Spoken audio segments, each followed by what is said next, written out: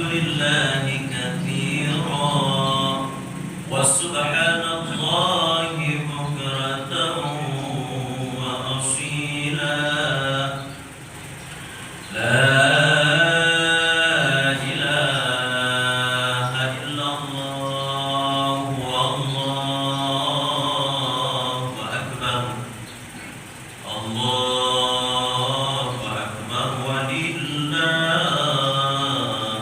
الحمد الحمد لله الذي أمات وأحيا الحمد لله الذي أمرنا بالتقوى ونهانا عن اتباع الهوى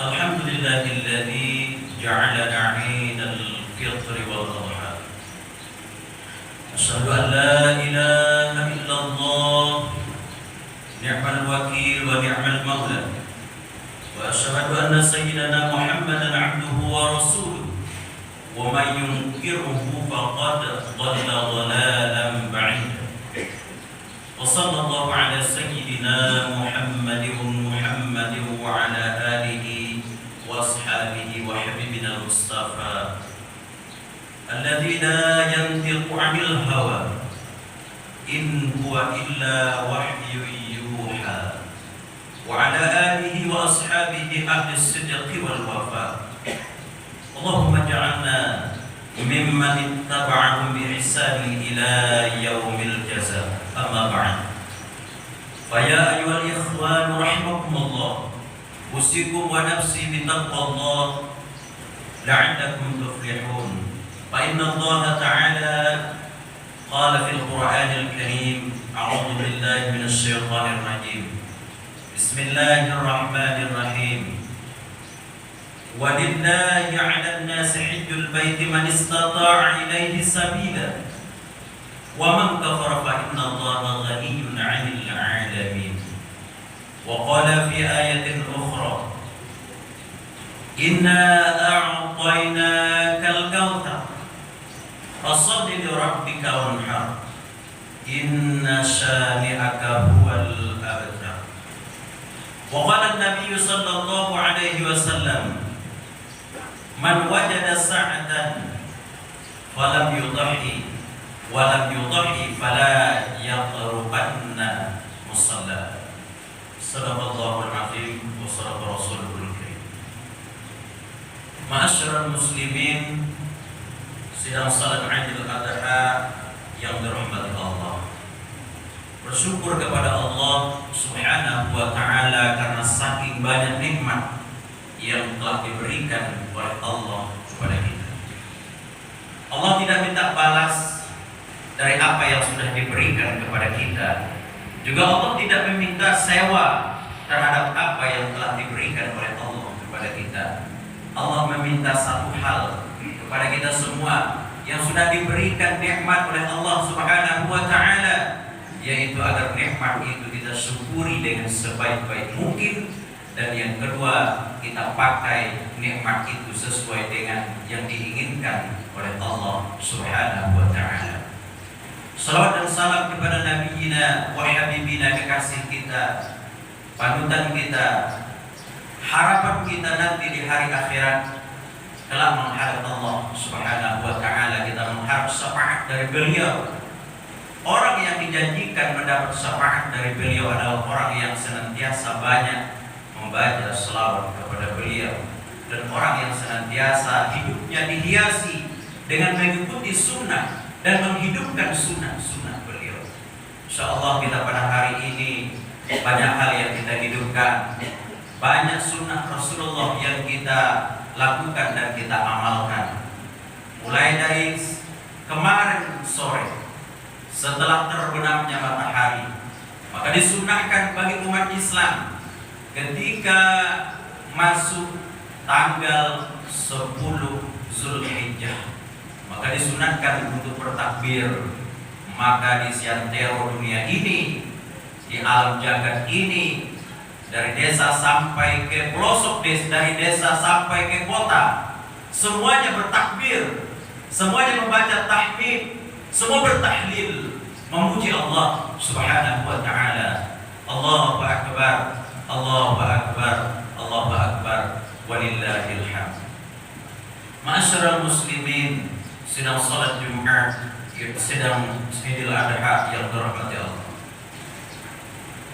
Pada hari ini pas tanggal 10 Zulhijjah, di mana pada hari ini kaum muslimin, bapak-bapak, ibu-ibu, ada dua hal amaliyah, ada dua hal ritual yang amat besar sekali pahalanya.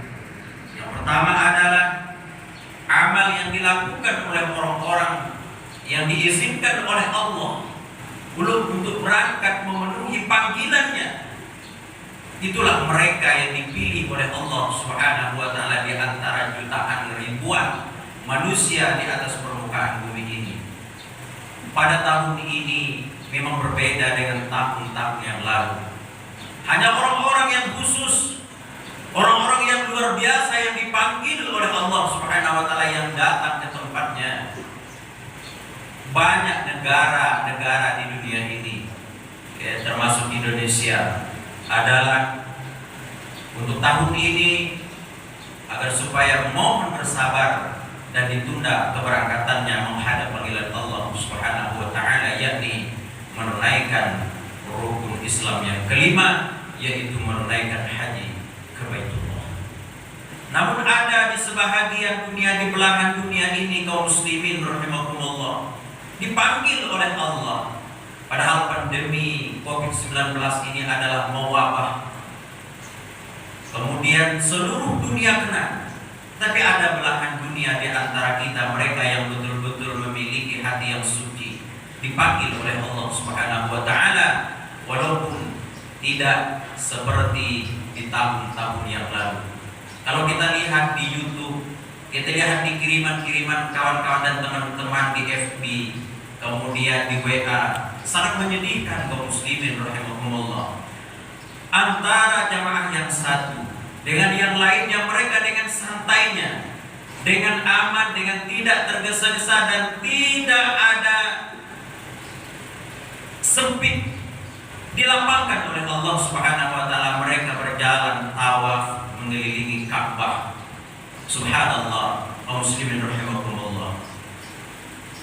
Kemudian yang kedua, itu pun tidak bisa kita lakukan pada hari ini dan pada tahun ini bagi jemaah, bagi calon jemaah haji yang ada di Indonesia. Insyaallah bersabar kita bermohon kepada Allah, sembari kita bermohon kepada Allah Subhanahu wa taala agar di tahun-tahun mendatang, tahun depan paling tidak, bahwa pandemi COVID-19 ini akan diangkat oleh Allah Subhanahu wa taala, dan di tahunnya ketika bulan Zulqa'dah kita sudah bisa berangkat bagi yang sudah menyetorkan namanya untuk berangkat haji di tahun depan. Kemudian yang kedua adalah ada amaliyah yang luar biasa pada hari ini Bapak Ibu, yang tidak ada tandingannya untuk hari ini saja. Sebagaimana yang dikatakan oleh Rasulullah sallallahu alaihi wasallam, yang diriwayatkan hadis ini oleh Imam At-Tirmizi dan diambil hadis ini daripada Aisyah radhiyallahu anha. Apa kata Rasulullah sallallahu alaihi wasallam? Ma'amalu bani Adam, tidak ada satu amalan anak manusia pun yang lebih baik pada hari ini, yang lebih dicintai oleh Allah Subhanahu wa taala pada hari ini, Bapak-bapak, Ibu-ibu, illa min araqatid dami, kecuali dengan menyembelih binatang, kecuali dengan kita alirkan darah binatang-binatang ternak kita yang disyariatkan, yang diperintahkan oleh Allah Subhanahu wa taala untuk kita sembelihkan di 4 hari akan datang ini, yaitu mulai pada hari ini tanggal 10 Zulhijjah, tanggal 11, 12, 13. Kata Rasulullah sallallahu alaihi wasallam dalam hadis yang lain bahwa bersedekah dengan daging kurban pada tanggal 10 Zulhijjah sampai tanggal 13 itu adalah sebaik-baik sedekah untuk 4 hari itu. Maka kita pada hari ini insyaallah sebentar lagi kita akan menyembelih hewan kurban kita, di mana hewan kurban kita ini dinyatakan oleh Rasulullah sallallahu alaihi wasallam adalah merupakan tunggangan kita, kendaraan kita kelak di hari akhirat. Apa kata Rasulullah sallallahu alaihi wasallam? Azimu dhahayakum, perbesarkan kurban kamu, kata Rasulullah, fa innaha 'alas sirati matayakum, sesungguhnya kurban kamu nanti di akhirat ketika kamu melewati titian siratal mustaqim, matayakum, adalah merupakan kendaraan kamu. Ma'asyiral muslimin, sidang Idul Adha yang dirahmati Allah. Apa yang dikatakan dengan kurban, bapak-bapak, ibu-ibu? Yang dikatakan dengan kurban itu sebagaimana yang dikatakan oleh para ulama. Kurban artinya adalah mendekatkan diri kepada Allah. Itu arti kurban. Kurban itu secara bahasa mendekatkan diri kepada Allah. Namun banyak cara, beribu-ribu cara dalam hal mendekatkan diri kepada Allah Subhanahu wa taala. Ada orang yang mendekatkan diri kepada Allah, ibu-ibu, bapak-bapak, dengan cara melaksanakan sholat 5 waktu, dengan cara berzikir kepada Allah, dengan cara bertasbih. Ada kala dengan cara mendekatkan diri kepada Allah itu yaitu dengan cara memperbanyakkan zikir dan bersalawat kepada Rasulullah sallallahu alaihi wasallam. Namun pada hari ini adalah cara yang terbaik untuk mendekatkan diri kepada Allah itu yaitulah dengan menyembelih binatang ternak ataupun hewan kurban. Sementara menurut ulama fikih, apa pengertian daripada kurban ini? Kurban adalah nama binatang untuk binatang yang kita sembelihkan pada hari nahar, pada hari tanggal 10 Zulhijjah, pada tanggal 11, 12, 13. Binatang yang kita sembelihkan itu adalah berupa unta kalau kita di Arab sana. Kalau kita di Indonesia ini adalah sapi, lembu dan sejenisnya, kerbau juga bisa. Kemudian domba, kibas. Bagi yang ada di Arab sana, kalau kita di sini di Indonesia adalah kambing. Maka itu binatang yang kita sembelihkan pada hari ini dan 3 hari ke depannya. Untuk apa kita sembelihkan binatang-binatang tersebut, kaum muslimin rahimakumullah, bapak-bapak, ibu-ibu? Taqarruban liwajhillah, untuk mendekatkan diri kepada Allah. Karena itulah cara, kata Rasulullah, pada hari ini ya, cara yang terbaik untuk mendekatkan diri kepada Allah Subhanahu wa taala adalah dengan cara menyembelih hewan kurban kita. Allahu akbar, Allahu akbar, walillahil hamd. Apa hukum dari kita berkurban ini? Hukum berkurban ini adalah ulama berbeda pendapat. Ada yang mengatakan wajib hukumnya, bapak-bapak, ibu yang dirahmati Allah, wajib. Apa yang dikatakan oleh ulama mazhab Imam Hanafi, ya, mazhab Imam Hambali menyatakan wajib hukumnya kita berkorban berdasarkan ayat Allah yang kita bacakan di dalam khutbah tadi. Inna a'tainakal kautsar fashalli li rabbika wanhar. Ayat yang kedua Al-Kautsar. Jadi di mana perintah wanhar, berkurbanlah kamu, itu adalah hukum wajib, ditegaskan oleh Rasulullah sallallahu alaihi wasallam dalam sebuah hadis yang lain. Apa kata Rasulullah sallallahu alaihi wasallam? Man wajada sa'atan wa lam yudhi fala yaqrubanna musallana. Siapa di antara kamu yang mendapat keluasan rezeki, siapa di antara kamu yang mampu untuk berkurban, karena untuk pergi haji syaratnya adalah mampu. Juga begitu untuk kurban ini. Untuk bagi yang berkurban ini adalah syaratnya bagi orang yang mampu. Mampu dalam artian di dalam bab kurban ini, bapak-bapak, ibu-ibu yang dirahmati Allah, cukup yang kita makan, yang kita pakai, yang kita minum, yang kita konsumsi untuk 4 hari ke depan mulai terbenam matahari kemarin sore sampai tanggal 13 Zulhijjah. Cukup untuk kita konsumsi, cukup untuk kita makan, makanan kita cukup, minuman kita cukup. Maka itulah orang yang dikatakan dengan mustati', orang yang mampu untuk berkorban. Maka ke orang yang mampu untuk berkorban, yang mampu seperti ini, kata Rasulullah, walam yudhi, dan dia tidak mau berkorban. Padahal untuk yang lainnya dia mampu untuk membayar sekedar kredit 1 bulan mungkin barangkali sampai 10 juta, 5 juta, ada yang 2 juta mampu dia bayar. Tetapi untuk mengumpulkan uang, dikumpulkan uang untuk dijadikan, untuk dibelikan binatang kurban, disembelih pada hari raya Idul Adha ini, maka dia menyatakan tidak mampu. Sebenarnya kaum muslimin kita bukan tidak mampu, ya, kita semuanya mampu, tetapi kita sendiri yang tidak memampukan diri Kenapa begitu? Karena untuk yang lain kita mampu. Kenapa untuk yang satu ini yang hanya kita lakukan, yang hanya kita amalkan, ya, yang hanya satu sekali dalam 1 tahun. Sekali dalam 1 tahun kita tidak mampu. Ini sebenarnya bapak-bapak, ibu-ibu, bukan diri kita tidak mampu, tetapi diri kita, hati kita yang tidak memampukan diri kita.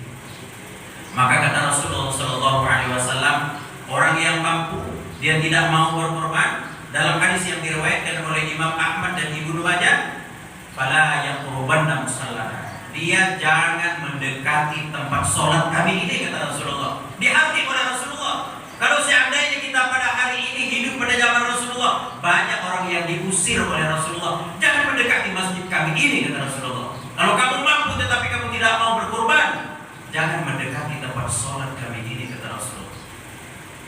Itulah ulama yang mewajibkan ataupun yang berpendapat wajibnya berkorban ini. Namun ada sebahagian ulama yang mendapatkan yang berpendapat bahwa korban ini, Bapak Ibu, hukumnya adalah sunnah muakkad. Artinya adalah sebuah anjuran dan tekanan daripada Rasulullah dalam agama kita dengan anjuran yang kuat sekali gitu.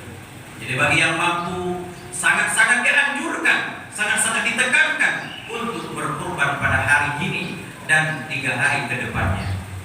Itulah hukum daripada berkorban. Kemudian korban ini perlu juga kami sampaikan karena masih banyak kesalahan-kesalahan di masyarakat, pemahaman-pemahaman di masyarakat tentang korban ini. Korban ini dia tidak akan jadi wajib, Bapak Ibu yang terhormat. Tidak ada korban yang wajib, kecuali pertama kalau kita bernazar. Itu sudah jadi wajib. Umpamanya seperti ini, kita ada suami kita sakit, istri kita sakit, anak kita sakit. Ya Allah, kalau seandainya anakku sakit, istriku sehat, nanti suamiku sehat, nanti aku bernazar kepadamu, ya Allah, aku akan sembelihkan binatang ternak ataupun hewan kurban pada bulan Zulhijjah nanti.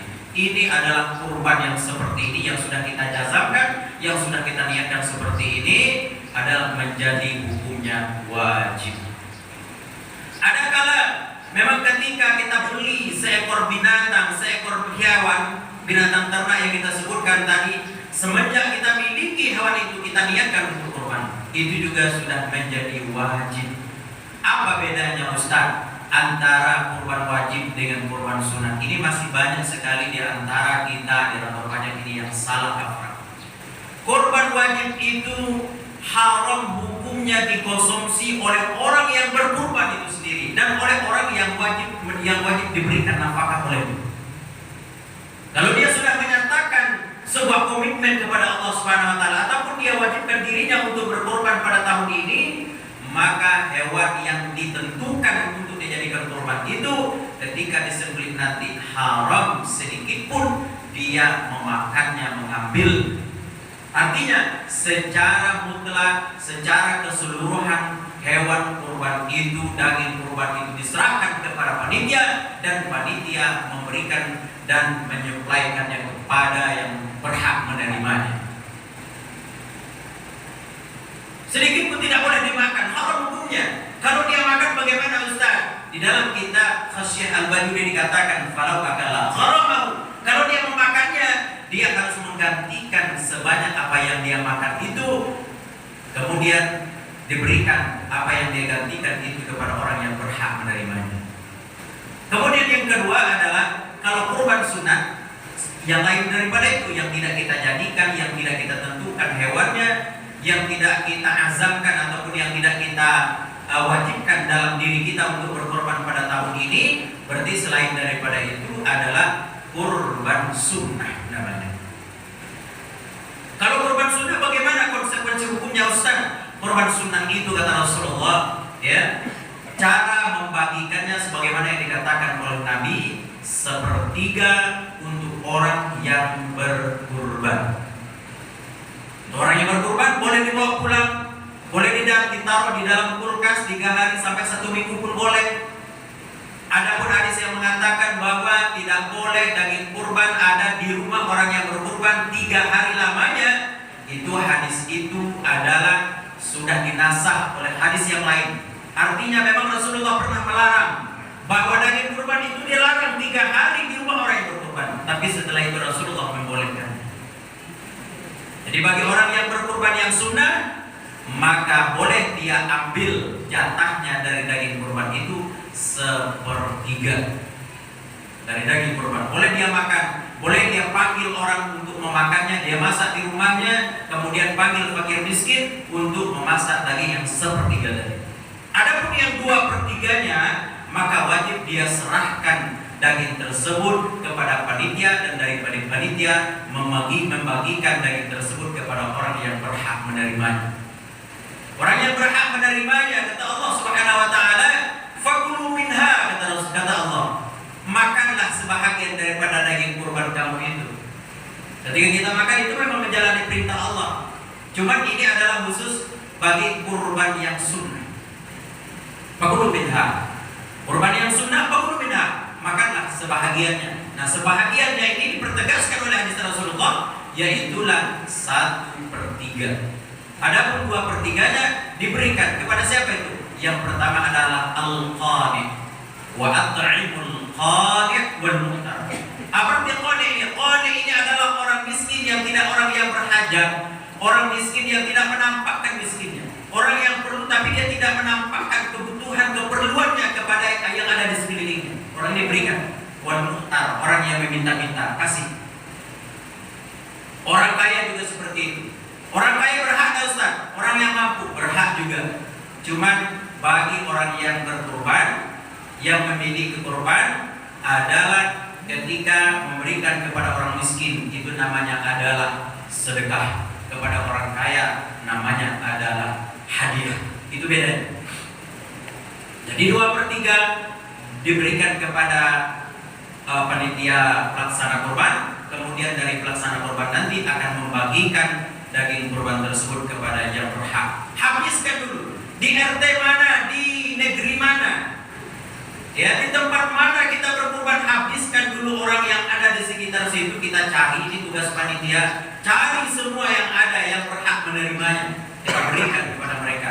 Setelah tidak ada satupun yang tidak mendapat kurban, maka masih ada sisanya, Ustaz, maka baru sisanya itu boleh kita berikan kepada tetangga ataupun kepada RT lain, kita pindahkan kepada tempat lain. Begitu yang sunnah.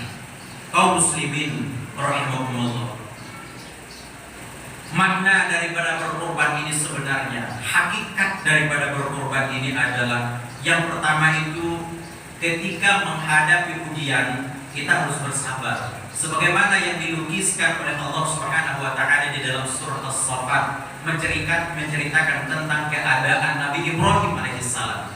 Nabi Ibrahim alaihissalam diuji luar biasa. Nabi Ibrahim adalah orang kaya.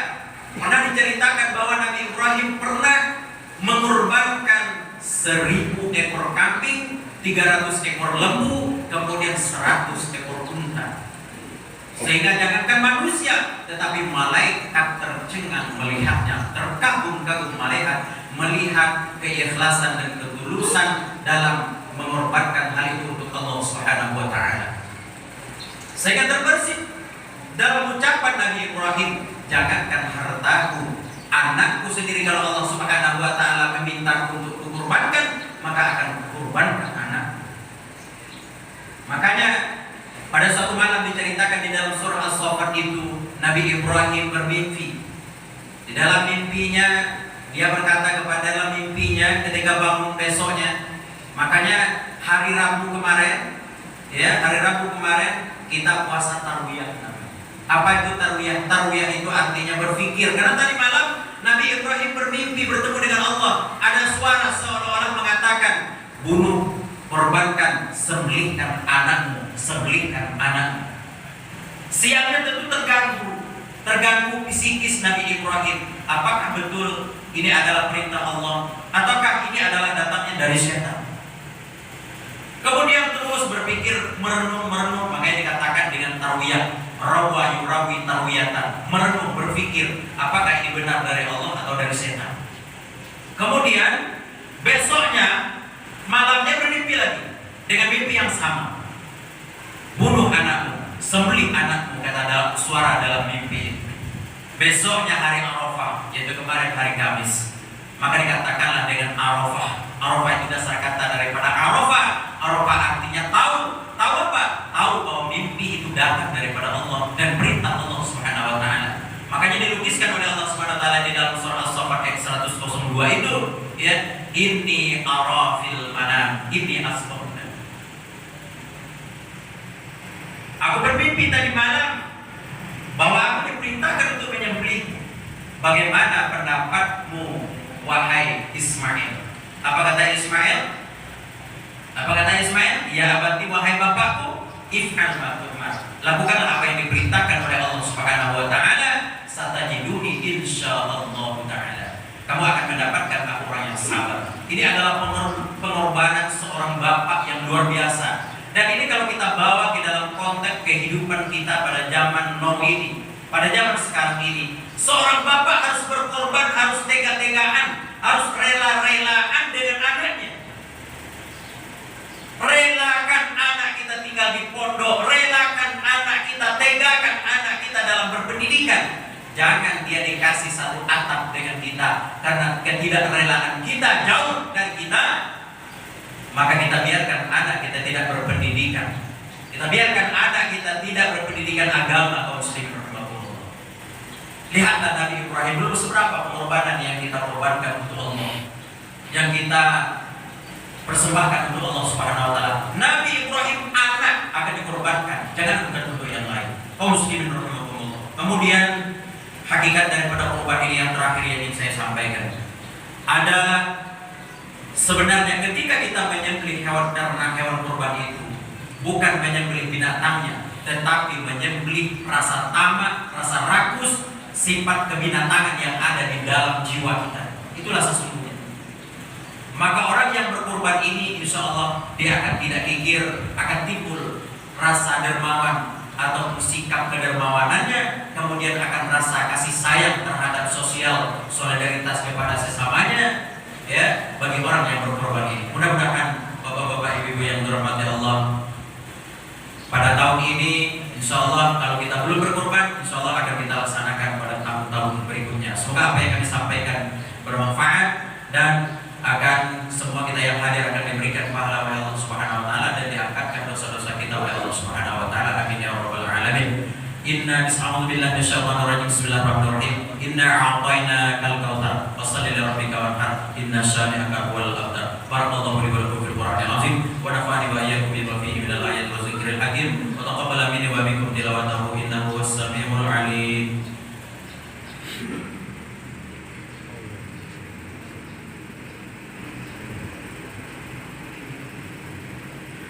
Allahu akbar, Allahu akbar, Allahu akbar, Allahu akbar, Allahu akbar, Allahu akbar, Allahu akbar, Allahu akbar kabira, walhamdulillahi katsira, wa subhanallahi bukratan wa asila, la ilaha illallah, wallahu akbar, Allahu akbar, walillahil hamd. Alhamdulillahirabbil alamin wal 'aqibatu lil muttaqin. Asyhadu an la ilaha illallah wahdahu la syarika wa asyhadu anna sayyidina Muhammadan abduhu wa rasuluh. Allahumma shalli ala sayyidina Muhammad wa ala alihi wa sahbihi ajma'in. Fa ya ibadallah, usikum wa iyaya bi taqwallah wa ta'atihi la'allakum tuflihun. Qala Allah ta'ala fil Qur'anil Karim wa bi qawlihi yahtadil muhtadun. Inna Allaha wa malaikatahu yusalluna 'alan nabi. Ya ayyuhalladzina amanu shallu 'alaihi wa sallimu taslima. Allahumma shalli 'ala sayyidina Muhammadin wa 'ala alihi wa ashabihi ajma'in.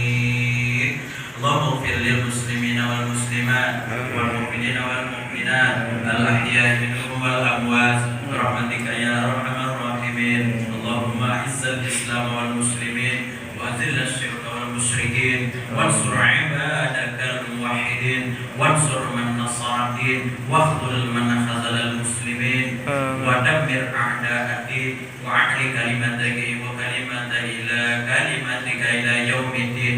اللهم دفع عنا الغلاء والوباء والزلازل والمحن وسوء الفتن والمحن ما ظهر منها وما بطن عن بلدنا إندونيسيا خاصة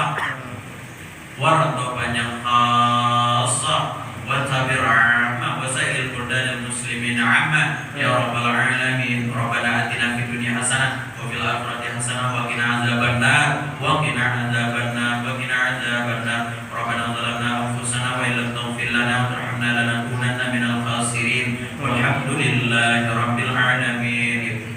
Ibadallah, inna Allaha ya'muru bil 'adli wal ihsan wa ita'i dzil qurba wa yanha 'anil fahsya'i wal munkari wal baghi ya'idzukum la'allakum tadhakkarun. Wazkurullaha 'azima yadhkurkum washkuruhu 'ala ni'amihi yazidkum wa la dzikrullahi akbar. Wassalamualaikum warahmatullahi wabarakatuh. Waalaikumsalam.